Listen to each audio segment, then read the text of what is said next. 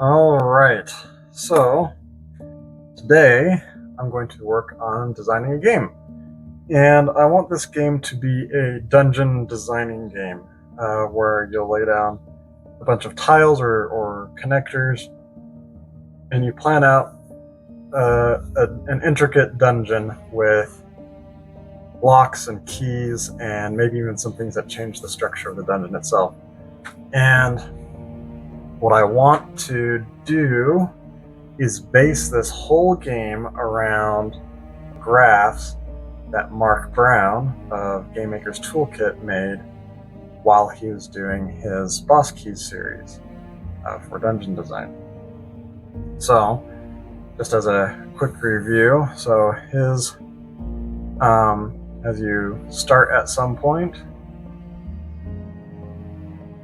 and your critical path is going to end up something like this, where you'll go down.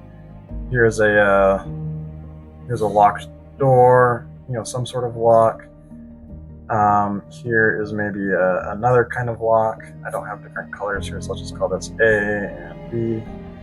And then you'll have to get through the boss, through the boss key door, and then you fight the boss, right? And that's the end of the dungeon. And then you'll branch off of this. So this is a lock, but you got to get a key to open that lock. So we'll go over here and we'll find a key out here. That's key A. And for this lock, maybe we'll, branch off over, say maybe over here we have key A and we can find another key A. Over here we find another lock, A, and here we'll find key B that you then need to go back. So what this graph does is show you where your linear paths are. So here you have an opportunity to go off and get a couple keys. You go, you continue along the critical path, you leave the critical path to find something else, you backtrack to return here. So then what this graph does is it shows you to get down here, you got to collect some things here, you got to backtrack to get back to your critical path, go through this door, get this, backtrack up here, go down this branch to unlock that door, get the master key, and then backtrack and come all the way back here to the boss door. And there may even be some sneaky one-way paths, like this. Well, I suppose I could have just drawn it like this, right? To sort of short-circuit parts of the dungeon. But the idea is that it shows you the dependencies, so you try to hang the locks below the keys. So here, to get C, that had to be below the key to C, so I put the lock down here. You get your dungeon key, and that leads you back here. So it shows you the dependency on locks to where you gather the keys, and it also shows you where you need to do your backtracking. I feel like I didn't do a great job at explaining that, but that's fine, because you really should watch Mark Brown's Boss Keys series and watch him as he develops these graphs. All right, so that's the general idea of what these graphs are. And the reason why I want to use Mark Brown's concept of his dungeon graphs is because I think this creates an opportunity for a sort of procedural system to generate not just a dungeon layout, but a dungeon structure. And that's one thing we don't really get with a lot of games, and I'm thinking board games or tile-based games where you lay out a dungeon map. Now I'm blanking on it. The Munchkin board game, or Betrayal at House on the Hill, games like that where you're laying down tiles as you explore a space. Those are very unstructured spaces. More or less anything can be connected to next to anything else anywhere. And that's fine. Those are really fun games. I enjoy them. But I was thinking is there a way that I could create a game around a more structured procedural dungeon generation system?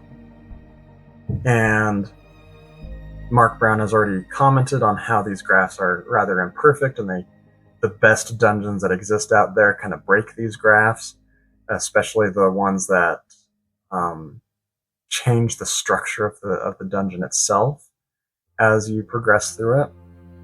So there are limitations, but I'd like to kind of start with that basis at least and see where it takes us and make a game out of it. And so anyway, that's the journey we're going to start on here. So anyway, so this is the vision. Okay, so at the end of the game, you should end up with something that looks kind of like this. And I don't know whether this is best done with tiles or just drawing on graph paper or like pins in a pin board connected by string. I don't know yet. We're gonna figure that out. I like to start with tiles because it's something that is fairly easy to manufacture and easy to comprehend, both from a player's and a designer's perspective.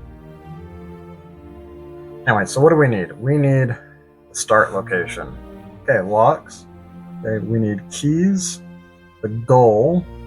Now, how do you make a game out of this that rewards branching out, but also making progress along the critical path? Is a game just about discovering that critical path, or is it a game about building out a more complex dungeon layout, like maybe the number of times you have to do backtracking, for example, or the number of options you have at any one given time to offer non-linearity? How do I reward players for creating a more compelling dungeon? So we need to define what makes a compelling dungeon structure, because that drives us to mechanics that drive player behavior.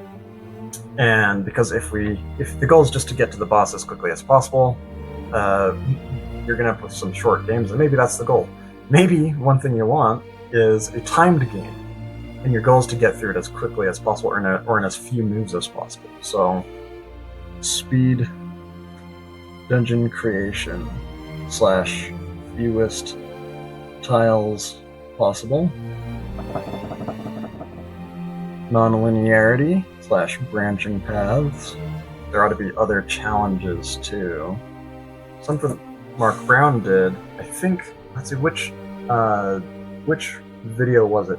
Was it a Skyward Sword video where he made the realization or defined that there's really three broad categories. There's three broad categories of dungeons in The Legend of Zelda, where you have your lock and key dungeons, which is probably these non-linear ones. There's the gauntlets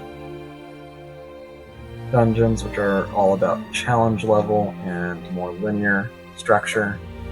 And then there's the puzzle box dungeons, which are all about changing the structure of the dungeon itself, like figuring out or opening a puzzle box or a Rubik's Cube bit by bit.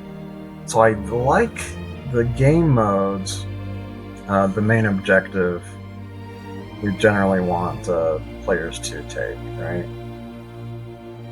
So something that encourages a lock and key, or something that encourages gauntlet, or something that encourages puzzle box. Or we could encourage elements of each of these, as well as also encouraging laying down fewer tiles, so you don't have a completely super branching dungeon, because we all know those dungeons aren't particularly fun. But if you can achieve many of these elements, but also with a fairly compact dungeon design, maybe that's worth more points. And in that way, it's kind of a solo or a cooperative game, where you and the other players are figuring out how do you build this together. But at the same time, the game, especially one that you're going to play with your friends, I like there to be a little bit of a competitive element. And that's what I'm lacking right now. What's the competitive element in this? Okay, so competitive elements, and this is where I'm going to put a question mark, and we'll have to come back to that later. We'll just have to let that sit for a moment while we think about it. But I think that's enough for this video. what do we call this game? Let's call this game Project Critical Path. Okay, so there we go. We've got our game started. That's our concept. I'm curious to know what ideas you might have for competitive elements. There's other pieces, of course, that we could use, like teleporting or connecting pieces, like a teleporter from A to A or B to B, or maybe a switch that you step on. That'd be good. So, teleporters, switches. Anyway, that's enough for today. I'm going to stop it here. Thanks for watching. Give it a like and subscribe if you'd like to see more of this. And I hope your creative journey is going really well. Leave a comment and let us know how it's going, or let me know what elements you think can help make building this out a competitive game. What pits one player against another in a fun way. So anyway, have a lovely day. Bye.